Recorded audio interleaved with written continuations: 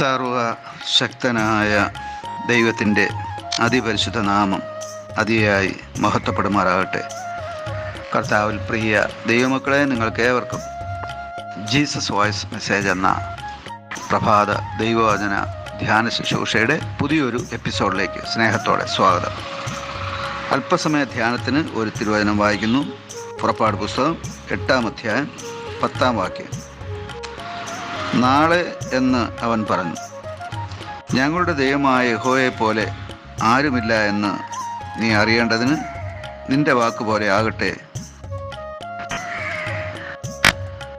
കർത്താവിൽ പ്രിയ ദൈവമക്കളെ, നാം വായിച്ചു കേട്ട പുറപ്പാട് പുസ്തകം 8-ാം അധ്യായം 10-ാം വാക്യത്തിൽ മോശ ഫറവോനോട് ഈജിപ്തിൽ അഥവാ മിസ്രൈമിൽ ഉണ്ടായിരിക്കുന്ന തവള ശല്യത്തിൽ നിന്ന് എന്ന് ഒരു വിടുതൽ വേണമെന്ന് ചോദിക്കുമ്പോൾ മിസ്രൈം ഭരണാധിപനായ ഫറവോൻ്റെ മറുപടിയാണ് നാളെ എന്ന് അവൻ പറഞ്ഞു. ഇവിടെ വിചിത്രമായി നമുക്ക് തോന്നുന്ന ഒരു സത്യം പ്രത്യേകം നാം ശ്രദ്ധിക്കേണ്ടതാണ്. മിസ്രൈമിൽ തവള ശല്യമാണ്. അടുക്കളയിലും കിടപ്പു മെത്തയിലും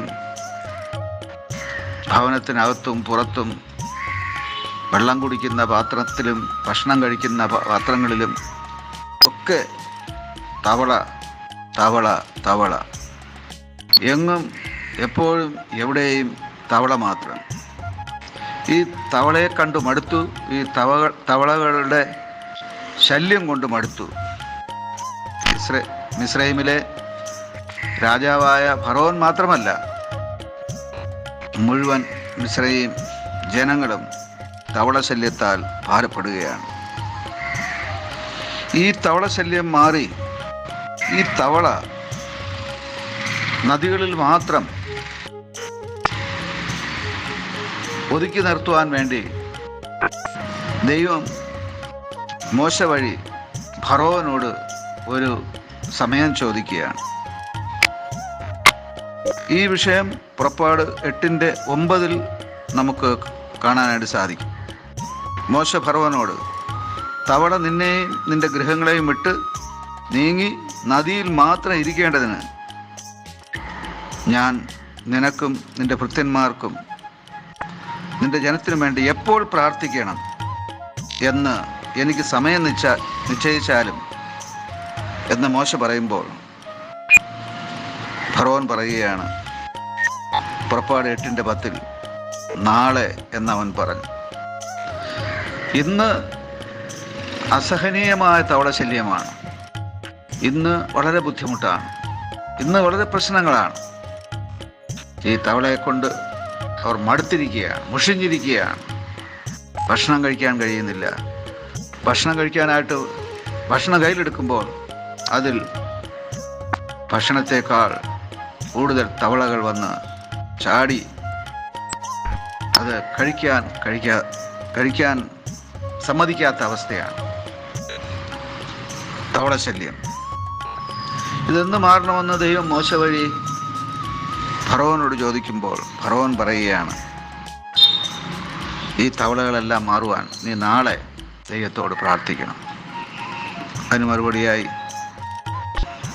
മോശ ഫറവോനോട് പറയുകയാണ്, നീ പറഞ്ഞതുപോലെ തന്നെ ആകട്ടെ. ഇന്ന് ഫറവോന് ഈ പ്രതിസന്ധികൾ മാറേണ്ട. ഇന്ന് ഈ തവളശല്യം മാറേണ്ട. ഇന്ന് ഈ ബുദ്ധിമുട്ടുകൾ മാറേണ്ട. നാളെ മാറിയാൽ മതി. ഇന്ന് പ്രാപിക്കുവാനുള്ള നന്മകൾ നാളത്തേക്ക് മാറ്റിവെക്കുന്നവരുണ്ട്. അതേ പ്രിയമുള്ളവരെ, ഇന്ന് നാം പ്രാപിക്കുവാനുള്ള നന്മകൾ ഇന്ന് തന്നെ നാം പ്രാപിക്കേണ്ടതാണ്. അത് നാളത്തേക്ക് മാറ്റിവെക്കുവാനായിട്ട് പാടില്ല. ഇവിടെ ഇതാ ഫറവോൻ ഭയങ്കരമായ തവളശല്യത്താൽ ഭാരപ്പെടുമ്പോൾ മോശ ഫറവോനോട് പറയുന്നു, ഈ ഒരു ബുദ്ധിമുട്ട് മാറുവാൻ ഒരു സമയം നിശ്ചയിക്കുക. ഫറവോൻ നിശ്ചയിച്ച് പറയുന്ന സമയം ഇന്ന്, ഇപ്പോൾ എന്നായിരിക്കണമായിരുന്നു. എന്നാൽ അപ്പോൾ തന്നെ ആ പ്രശ്നം അവിടെ പരിഹരിക്കപ്പെടുമായിരുന്നു. എന്നാൽ ഫറവോൻ പറയുകയാണ് നാളെ. ഇന്നതെല്ലാം ഇങ്ങനെ തന്നെ പോകട്ടെ, നാളെ മതിയെന്ന്. അതേ പ്രിയമുള്ളവരെ, ഇന്ന് നമുക്ക് അനുഗ്രഹം പ്രാപിക്കാം, ഇന്ന് പ്രാർത്ഥിക്കാം, ഇന്ന് ആരാധിക്കാം, ഇന്ന് ദൈവവചനം വായിക്കാം, ഇന്ന് പ്രാപിക്കുവാനുള്ള നന്മകൾ ഇന്ന് പ്രാപിക്കാം, നാളത്തേക്ക് മാറ്റിവെക്കാതിരിക്കാം. ആമേൻ. ആമേൻ.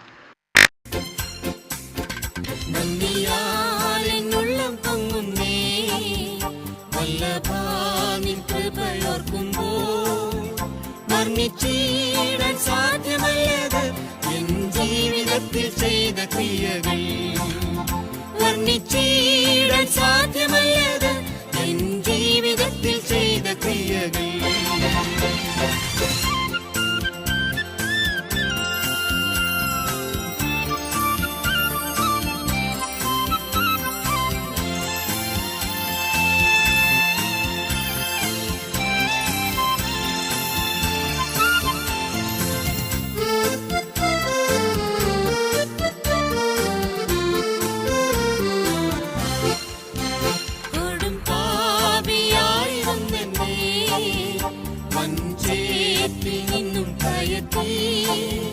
ക്രിസ്തുവാകും പാറമേൽ നിർത്തി പുത്തൻ പാട്ടും എന്റെ നാവിൽ തന്നതാ. ക്രിസ്തുവാകും പാറമേൽ നിർത്തി പുത്തൻ പാട്ടും എന്റെ നാവിൽ തന്നതാ. ഉള്ളം പൊങ്ങുന്നേ വല്ലഭാനിൻ കൃപയോർക്കുമ്പോൾ, വർണ്ണിച്ചിടാൻ സാധ്യമല്ലത് എൻ ജീവിതത്തിൽ ചെയ്ത ക്രിയകൾ, വർണ്ണിച്ചിടാൻ സാധ്യമല്ലത് എൻ ജീവിതത്തിൽ ചെയ്ത ക്രിയകൾ.